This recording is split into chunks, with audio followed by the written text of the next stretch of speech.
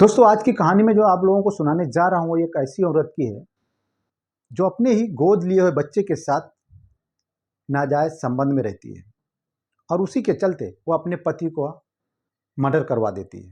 दोस्तों ये कहानी है उत्तर प्रदेश के इटावा की, जहाँ पे मनोज नाम का शख्स अपनी बीवी के साथ बहुत ही खुशहाल ज़िंदगी जी रहा था।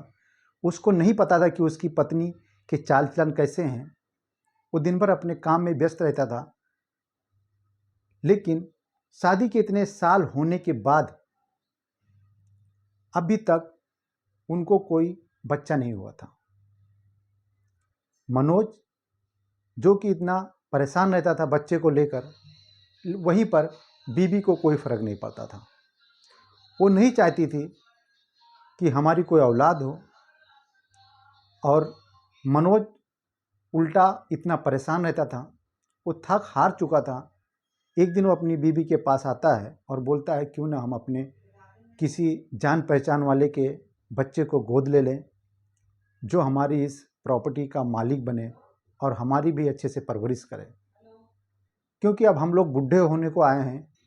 अब हमको किसी सहारे की ज़रूरत है। औरत जो इस बात का सहमति जताती है और बोलती है ठीक है, आप देख लो, अगर कोई अच्छा लड़का मिलता है तो उसको गोद ले लेते हैं। फिर औरत के दिमाग में गांव का ही एक लड़का था जिसका नाम राहुल था। वो उसके रिश्ते में लगती थी। मनोज इधर उधर पता करता है, उसके हिसाब से कोई लड़का नहीं मिलता। फिर वो घर आता है, पत्नी से बोलता है यार हमारे समझ में तो कोई लड़का नहीं आ रहा है, तुमको ही अगर तुम्हारी नज़र में कोई ऐसा दिख रहा हो तुम बताओ, चल के वहाँ पे बात करते हैं उससे, उसके घर वालों से बात करते हैं और उसको गोद ले लेते हैं। औरत के दिमाग में पहले से वो राहुल कुमार बसा हुआ था। मियाँ बीवी दोनों उसके घर जाते हैं, उनके माँ बाप से बात करते हैं और फिर लिखा पढ़ी के साथ, पूरा लिखा पढ़ी के साथ बच्चे को गोद ले लेते हैं, जिसका नाम राहुल कुमार होता है और उसकी उम्र 27 साल होती है। दोस्तों इतना जवान हैंडसम लड़का जब उनके घर आता है तो वो औरत जिसको आज 20 साल तक बच्चे नहीं हुए थे, वो उस लड़के को देखकर एक बार उसके दिमाग में बुरे ख्याल आ जाते हैं कि क्यों ना हम एक बार इस लड़के के साथ ट्राई करें और हो सकता है कि शायद इससे ही मेरा बच्चा हो जाता है, क्योंकि उसको हमने गोद लिया है, वो हमारा सगा बच्चा नहीं है, हम कर सकते हैं उसके साथ। उसके दिमाग में ये फितूर जागा और उसके साथ उसने नाजायज़ संबंध बनाना चालू किया। लड़का जो कि जवान था, जवानी में ऐसी हरकतें हो जाती हैं, उसको कुछ समझ में नहीं आ रहा था कि करे तो क्या करें, क्योंकि वो उन लोगों के एहसान के नीचे दब चुका था। होते करते 5 महीने का टाइम निकलता है। फिर एक दिन मनोज कुमार की हत्या हो जाती है। उनकी लाश सड़क के किनारे बने हुए गड्ढे में मिलती है। पुलिस को बुलाया जाता है, पुलिस आती है, तहकीकात करती है, फिर उस लाश का पोस्टमार्टम करती है। पोस्टमार्टम से पता चलता है कि इनका मर्डर हुआ है।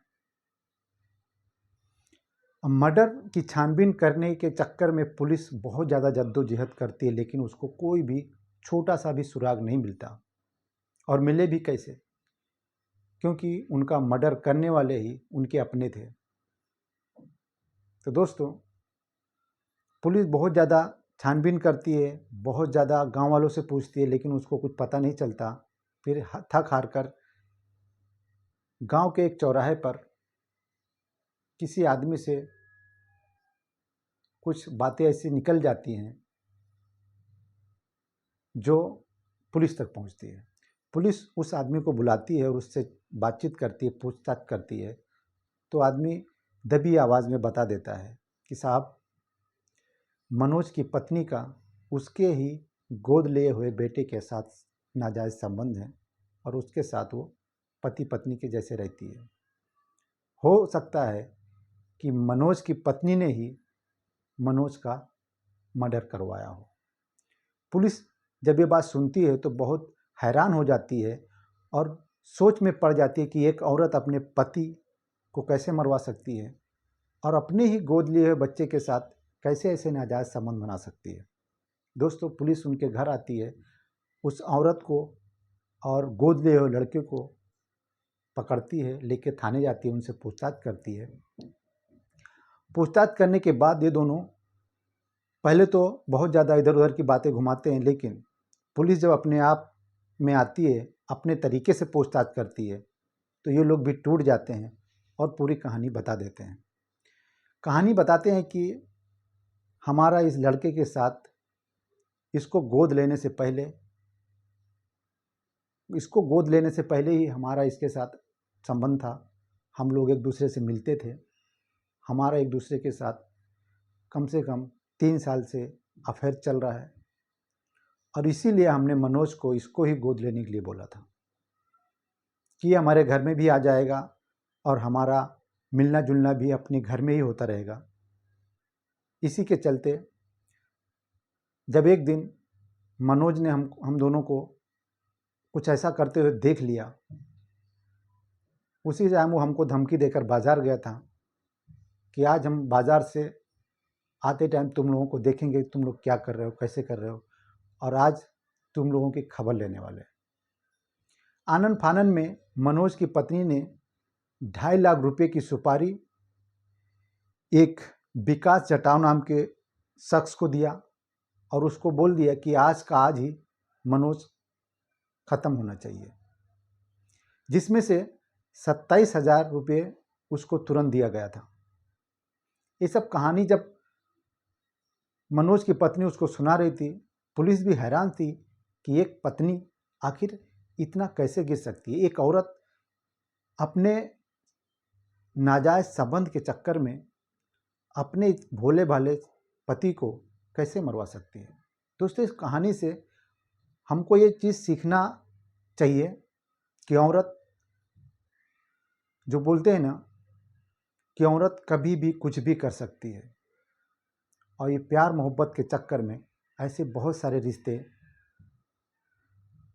टूटे हैं, बिखरे हैं, लोगों का मर्डर हुआ है, लोग जेल गए हैं। तो दोस्तों, एक कहानी सुनाने का मकसद किसी को परेशान करना नहीं है। कहानी सुनाने का मकसद सिर्फ और सिर्फ आप लोगों को सचेत करना है, आप लोगों को सतर्क करना है। तो दोस्तों, कहानी में अगर आप लोगों को थोड़ा सा भी अच्छा लगा हो तो प्लीज़ मेरे चैनल को सब्सक्राइब ज़रूर कर लें और वीडियो को लाइक कर दें और एक छोटा सा कमेंट ज़रूर करें, और हो सके तो आप अपने जगह का नाम लिखें कि आप मेरा वीडियो कहाँ से देख रहे हैं।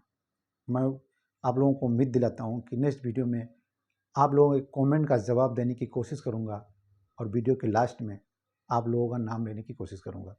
तो वीडियो ज़्यादा लंबा ना करते हुए तब तक के लिए बाय।